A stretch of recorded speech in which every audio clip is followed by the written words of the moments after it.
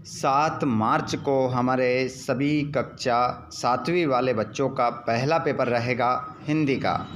हिंदी का paper 7वीं class का 6 मार्च आपको याद होगी, 6 मार्च को आप पेपर देने वाले हैं हिंदी विषय का। आइए प्यारे बच्चों, तो आप सभी का स्वागत है। यहाँ पर पेपर का पूरा सॉल्यूशन आप लोगों के लिए लेकर आ चुके हैं। क्लास में जुड़िएगा, लास्ट तक क्लास देखिएगा तो आप ही यहाँ पर 60 नंबर के पेपर को पूरा हल कर पाओगे। ये सभी क्वेश्चन आप लोगों के लिए होने वाले हैं बहुत ही खास। देखिएगा वीडियो को लास्ट तक। चलिए तो स्टार्ट करते हैं 7वीं के इस पेपर का सॉल्यूशन हिंदी विषय का। बेशुमार शब्द में उपसर्ग है तो इसमें आपका करेक्ट आंसर हो जाएगा बे राइट आंसर होगा।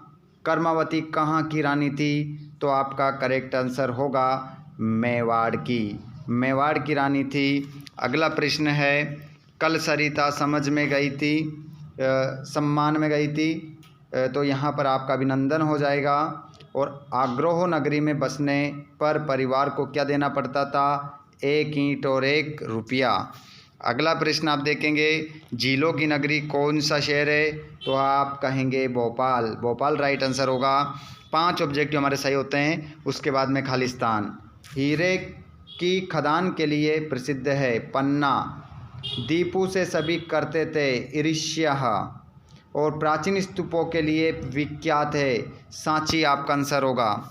अगला प्रश्न है, इल्जाम शब्द का अर्थ है आरोप हो जाएगा। खानदान शब्द का मानक हिंदी हो जाएगा परिवार हो जाएगा। आगे देखिएगा, प्रश्नों के उत्तर भी बताऊंगा, पूरा सॉल्यूशन करवाऊंगा। वीर रस की परिभाषा उदाहरण सहित। विलोम शब्द किसे कहते हैं? यशोदा कृष्ण का किस तरह श्रृंगार करती थी? नाक के लिए दी गई 2 उपमाएं बताइए। और जीवन की बाधाओं को कैसे दूर किया जा सकता है? तो जीवन की बाधाओं को कैसे दूर किया जा सकता है? ठीक है, आंसर देखेंगे अभी हम। भूल निरवधि की दुख अपना चुकी। आगे आप देख सकते हैं 17 अनुप्रास अलंकार की परिभाषा उदाहरण सहित। और 18वां है, लेखक ने किन स्थानों की यात्रा की? सुमन शब्द के 3 पर्यायवाची। और रस की परिभाषा उदाहरण सहित। ये क्वेश्चन है जो आंसर देखने वाले हैं। नेहरू जी ने अपनी भस्म को गंगा में डालने की इच्छा क्यों व्यक्त की थी? और योग के अति सूक्ष्म साधन कौन कौन से हैं? और किसी एक महापुरुष पर 10 लाइन लिखना है। और मेरी कविता का मुख्य भाव अपने शब्दों में लिखो। कलाम ने अपनी शिक्षा पूरी करने के लिए क्या संघर्ष किया? और अपने प्रधान अध्यापक को 3 दिन की छुट्टी के लिए एक आवेदन पत्र। आंसर देख लो अब। ये रहा 11वां और 12वां 13वां आंसर। ठीक है, जब किसी रचना या वाक्य आदि से वीरता जैसे स्थायी भाव की अनुभूति होती है उसे वीर रस कहते हैं। किसी शब्द का विलोम शब्द उस शब्द के अर्थ से उल्टा या विपरीत अर्थ प्रकट करता है उसे हम विलोम शब्द कहते हैं। और यहाँ पर यशोदा मैया भगवान श्री कृष्ण का सौंदर्य निखारने के लिए उन्हें कमरबंद पहनाया करती थी। हालांकि प्राचीन काल से ही बालक को कमरबंद पहनाने की प्रथा है। आगे देख सकते हैं 14वें का आंसर, सारस जैसी लंबी, चिलगोजे जैसी छोटी, चौथ जैसी चपटी और पकौड़े जैसी मोटी, है ना, नाक की उपमाएं।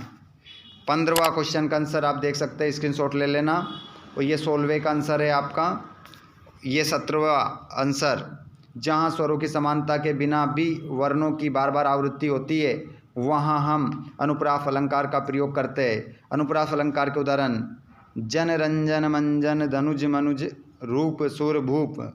इसमें माँ वर्ण की क्या है? आवृत्ति है। 18वां, लेखक ने सोनारी और शिव सागर की यात्रा की। आगे देख सकते हैं सुमन के पर्यायवाची। तो यहाँ पर गंध, सुरभि और सुगंध हो जाएगा। तो यहाँ पर इसको हम हटाते हैं। ठीक है, ये सुमन के पर्यायवाची, ये तो खुशबू के पर्यायवाची हो गए। तो सुमन के पर्यायवाची आप लिखिए फूल, कुसुम और पुष्प। ये 3 पर्यायवाची हो गए, लिख लीजिएगा अच्छे से। और यहाँ पर 20वें वाले प्रश्न का आंसर आप देख सकते हैं। रस की परिभाषा, काव्य को पढ़ने सुनने अथवा उसका अभिनय देखने में जो पाठक को श्रोता को आनंद को दर्शक को जो आनंद की अनुभूति होती है उसे हम रस कहते हैं। रस की परिभाषा, सा हृदय के हृदय में स्थित विभाव अनुभाव व संचारी भाव से संयोग होता है, वहाँ पर रस की उत्पत्ति होती है। जैसे बतरत, लालच, लाल की, मुरलीधरी लुकाए, सो करे बोहनी हंसे देन कहीं न टिजाए। उदाहरण हो जाएगा 21वें वाले का आंसर ये रहा, नेहरू जी ने अपनी भस्म को खेतों में बिखेरने की इच्छा व्यक्त की थी। नेहरू जी ने अपनी भस्म को खेतों में बिखेरना चाहते थे, वे अपने देश की मिट्टी में ही अंत समय मिलना चाहते थे, क्योंकि वो गंगा में अपनी भस्म को डालने से मना कर रहे थे।